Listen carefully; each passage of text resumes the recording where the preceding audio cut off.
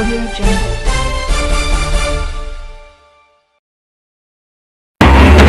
প্রথমে জানিয়ে দিব ইউরোপ রুশ হামলার চতুর্থ বর্ষপূর্তির আগে কিয়েভে একের পর এক বিস্ফোরণ। এরপর জানিয়ে দিব ট্রাম্পের পাল্টা শুল্ক বাতিলের পর যুক্তরাষ্ট্রের সঙ্গে বাণিজ্য চুক্তির আলোচনা পিছিয়েছে ভারত। তারপর জানিয়ে দিব লেবাননে ইসরায়েলের হামলা, হিজবুল্লাহর ঊর্ধ্বতন কর্মকর্তা সহ নিহত 10, আহত অর্ধশত। সর্বশেষে জানিয়ে দেব সৌদির নতুন পরিকল্পনা, ইসরায়েলকে বর্জন নাকি ভূ রাজনৈতিক কৌশল। দর্শক, এতক্ষণ শুনলেন সংবাদ শিরোনাম, এখন শুনবেন বিস্তারিত। তবে বিস্তারিত শোনার আগে এই ভিডিওটি কোথা থেকে দেখছেন তা অবশ্যই কমেন্টে জানান এবং নতুন খবর সবার আগে পেতে চ্যানেলটিকে সাবস্ক্রাইব করুন। তাহলে চলুন শুরু করা যাক। ইউক্রেনের রাজধানী কিয়েভে আজ রোববার ভোরে বেশ কয়েকটি বিস্ফোরণের ঘটনা ঘটেছে। ইউক্রেনের রাশিয়ার হামলার চতুর্থ বর্ষপূর্তির 2 দিন আগে নতুন করে এ হামলা হল। কিয়েভে অবস্থানরত এএফপির সাংবাদিকেরা বলেন, ভোর 4টা নাগাদ বিমান হামলার সতর্কতা জারির কিছুক্ষণের মধ্যেই একের পর এক বিস্ফোরণের শব্দ শোনা যায়। পরে বিমানবাহিনী ক্ষেপণাস্ত্র হামলার আশঙ্কা জানিয়ে সারা দেশে সতর্কতা জারি করে।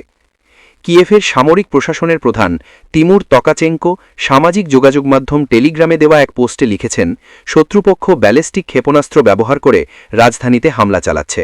তিনি স্থানীয় লোকজনকে আশ্রয়কেন্দ্রে অবস্থান করার জন্য আহ্বান জানান।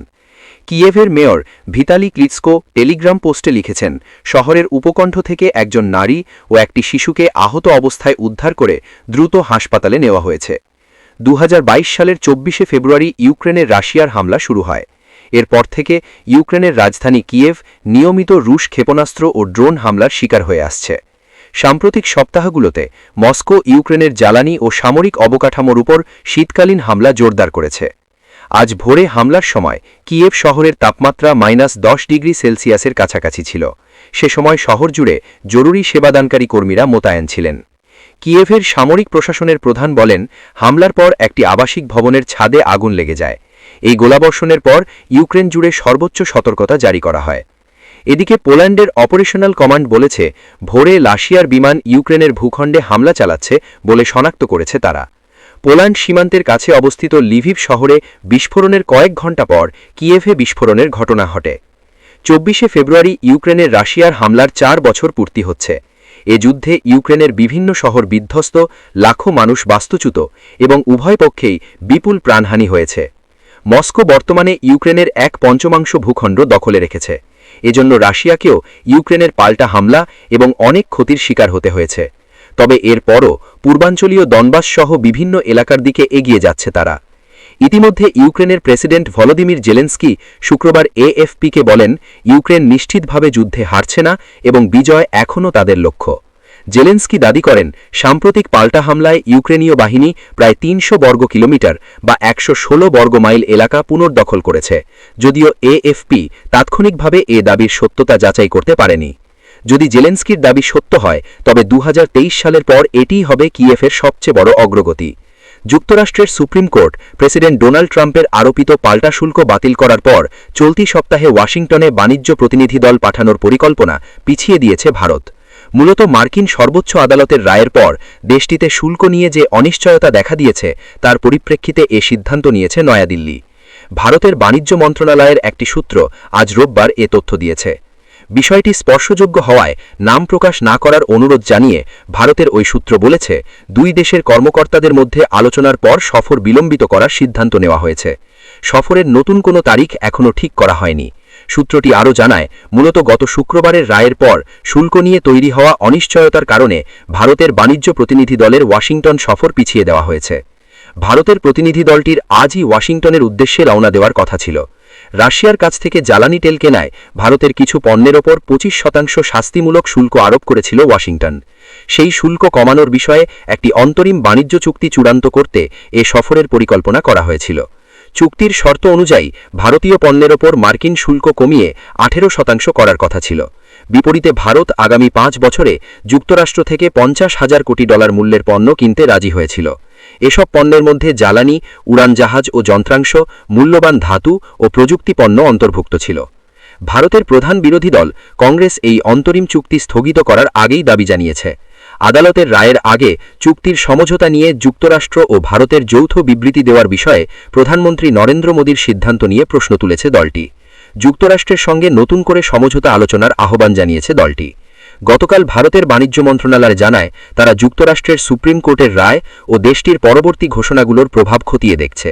গত সপ্তাহে ভারতের বাণিজ্যমন্ত্রী পীয়ূষ গোয়াল বলেছিলেন, প্রতিনিধি দলের ওয়াশিংটন সফরের মাধ্যমে অমীমাংসিত বিষয়গুলোর সমাধান হলে আগামী এপ্রিল মাস থেকে এই অন্তরিম চুক্তি কার্যকর হতে পারে। লেবাননের বেকা উপত্যকায় গতকাল শুক্রবার ইসরায়েলি বিমান হামলায় অন্তত 10 জন নিহত এবং 50 জন আহত হয়েছেন। দেশটির নিরাপত্তা বাহিনীর দুটি সূত্র রয়টার্সকে এ খবর নিশ্চিত করেছে। ইসরায়েলি সামরিক বাহিনীর দাবি, তারা বালবেক এলাকায় হিজবুল্লাহের বিভিন্ন অবস্থান লক্ষ্য করে এ হামলা করেছে। সাম্প্রতিক সপ্তাহগুলোর মধ্যে পূর্ব লেবাননে এটি অন্যতম রক্তক্ষয়ী ইসরায়েলি হামলার ঘটনা। এই হামলার ফলে ইসরায়েল ও হিজবুল্লাহের মধ্যে মার্কিন মধ্যস্থতায় হওয়া ভঙ্গুর যুদ্ধবিরতিটি বড় ধরনের ঝুঁকির মুখে পড়ল। এর আগে উভয় পক্ষই একে অপরের বিরুদ্ধে বারবার যুদ্ধবিরতি লঙ্ঘনের অভিযোগ তুলে আসছে। ইসরায়েলি সামরিক বাহিনী একটি বিবৃতিতে বলেছে, তারা বালবেক এলাকায় হিজবুল্লাহের কমান্ড সেন্টারগুলোতে নির্ভুল হামলা করেছে।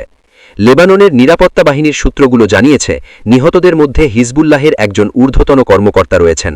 তবে এই হামলার বিষয়ে হিজবুল্লাহের পক্ষ থেকে এখনও কোনো আনুষ্ঠানিক বক্তব্য পাওয়া যায়নি।